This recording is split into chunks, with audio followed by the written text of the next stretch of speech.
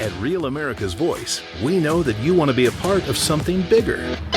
That's why we've teamed up with AMAC, the Association of Mature American Citizens, to build a real community of folks who care about faith and our country's future. There is no force on earth that can stop us from saving our country. Want to be a part of this movement? It's easy. Just scan the QR code on your screen right now. That's right. Grab your phone and scan the QR code to join the AMAC and Real America's Voice family today. By scanning the QR code, you'll unlock exclusive content, connect with like-minded Americans, and be first in line for events that celebrate our shared values. So don't wait. Scan the QR code. Join us today and become part of a community that stands for faith, family, and freedom. Real rights, they come from God. With AMAC and Real America's Voice. Go ahead. Scan the QR code now.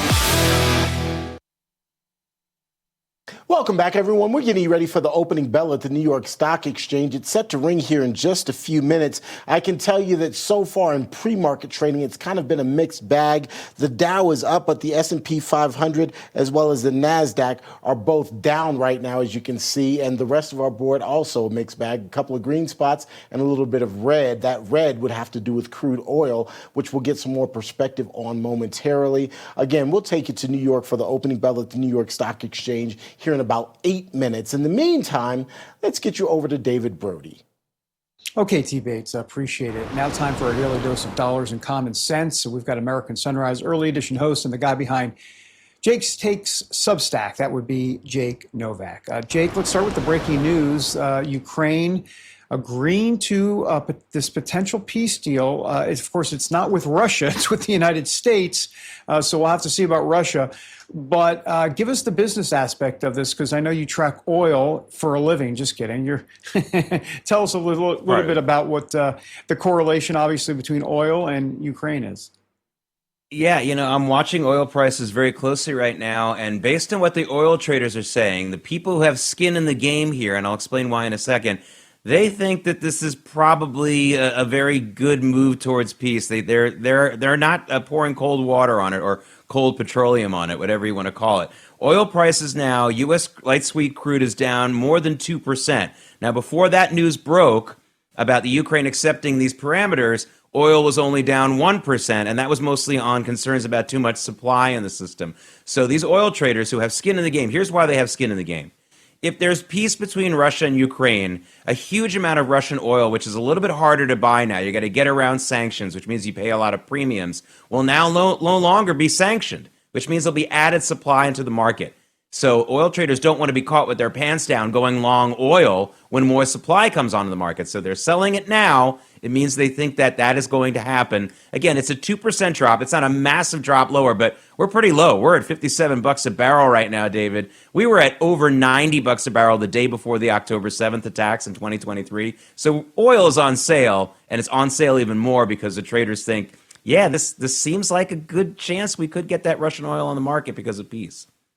It wouldn't surprise me, I'm assuming it wouldn't surprise you, if that actually decreases as the day goes on in terms of when we get more details and to see exactly how serious this is. Yeah, now that's where I want to let everyone know. Watch your oil prices first. Keep watching Rav all day, but get something on your phone or on another screen, your oil prices, because if you see them shoot up suddenly, that means somebody's going to come out and say real soon, no, we're not accepting it. If you see them continuing to go down below this current 2% down level, that means there's more optimism about it. And probably as the day goes on, if no one stands up from Ukraine and says, oh, no, we didn't accept anything, we could see a bigger sell-off right before now. Oil trading actively ends at 2:30 Eastern time. It's always trading. It never stops. But at 2:30 Eastern time, most of the traders go home. So 2:30 Eastern time, check around there and see where we are then, and then you'll get the real story about this deal. All right. Come on, Russians. Make a statement about this before 2:30 Eastern so we can have a sense. All right. Jake, so Tim Cook could, I repeat, could be stepping down as Apple CEO next year. Whoa, why is that? Who might be running to succeed him? Well, it's because he's hitting the age of 65. And, he hasn't really pushed back too hard on people saying, well, are you going to maybe step down as CEO and then maybe just become the chairman of the board as a sort of a way to start your departure? He's certainly not slowing down in his daily activities. He's famous, David, for waking up at the crack of dawn before the sun up. He starts working out and answering emails, I guess, while he's on some machine or something like that. You got to give kudos. You got to give kudos to this guy. I can't think of someone who, as a new CEO, who replaced someone who was more doubted in many ways than Tim Cook was. Not because he had done anything wrong, but just because Steve Jobs was the iconic CEO of the 21st century, of the early 21st century. They made him into a god. Let's be honest. I think he deserves some of it, but not all. That's true of all humans. We're not gods. But boy, did he have big shoes to fill. And you got to say, he really filled them, right? Apple hasn't crashed. They don't dominate the market like they used to, but that's because there's other players in the game, not because Apple has really fallen off a cliff. And again, I'm not making him a saint either, but the answer to your question about who's going to replace him is absolutely going to be an internal person. There are 4 different divisions within Apple, and the guy who runs the hardware division is most likely to be the guy. He's only 50 years old, and that's probably what they'd like someone to be there 10 years or longer. So that's the guy in the running right now. They absolutely won't bring in an outsider, though. That's not what's going to happen. That will not happen at Apple. So if you're looking for the job, we're not getting it. Okay, well, that's good. Well, I'll take my name out of the running. All right, Jake, we're in the midst of the busiest driving week in America.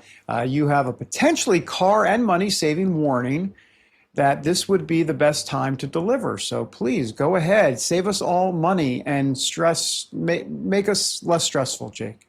I know. Listen, I've got to deliver because every day when Emily, before we go to the commercial, promises that I'm going to help you keep your hands on your hard-earned cash. So here I want to do one thing. This is the week to do it because this is the busiest driving week in America. So a lot of you I know are heading out on the road. You're going to go to the gas station. I've spoken to a number of mechanics who confirm the following report that I saw. Do not top off your tank when you're filling up at the gas station. It could really damage your car. For years, I thought it was because they didn't want people slowing everyone down, and it maybe did something to the pumps. No, it could really damage your fuel pump and basically your tank, and really even total your car, or at least make it very, very expensive to fix it. Don't do it. It's not worth it. You're only getting a couple more cents anyway. Do not do it. If I can tell you one thing this week, please remember that when you go fill up for your Thanksgiving trip. Do not top off. Please. Don't want your car. Okay, that's good. And this is a public service announcement by Jake Novak. Please do not top off. Yeah. Okay. Good to know. By the way, a quick little just personal note from your standpoint. What are you doing this Thanksgiving? What's some of the plans other than obviously overeating? Yeah, well, I have my daughters coming. We're going to have to do a Wednesday night Thanksgiving because my younger daughter's getting all of her wisdom teeth out right after Thanks. So she's got to eat while she still can. So we're going to do that. But, I was just saying, Thanksgiving is the best holiday in the world. It's got football. It's got food. If you go to a special church service or something like that for it, that's great. But remember, you don't have to. I'm just kidding. I mean, it's nice if you do that. But there's no other obligations other than family, food, and football. There's no country that has anything like this. It comes even close. We win. It's beautiful. And you get Thanksgiving, and then you get Friendsgiving. That's if you have friends. I have none, so I just celebrate Thanksgiving. But thank you, Jake. Appreciate you. My pleasure. All right. The wisdom teeth out after Thanksgiving. I believe that's the Oiga Volt level. Time for T. Bates in Denver. He's got the opening bell. Let's check oil, sponsored by AMAC. The Association of Mature American Citizens is the conservative voice for Americans 50 and older. AMAC is fighting for the values that you hold dear. Join today. Together, we can write the course of America. Well, the applause is set to get underway here momentarily at the New York Stock Exchange. There you see it, and now you're starting to hear it, which means that the bell is going to ring here in short order, and then we'll get an idea of exactly where the markets stand. Aeroméxico, the airline, is there at the podium, so it might be a good time to invest in Aeroméxico or maybe even get yourself a plane ticket over to Mexico. All right, ladies and gentlemen, well, the markets are now officially open. You hear the opening bell.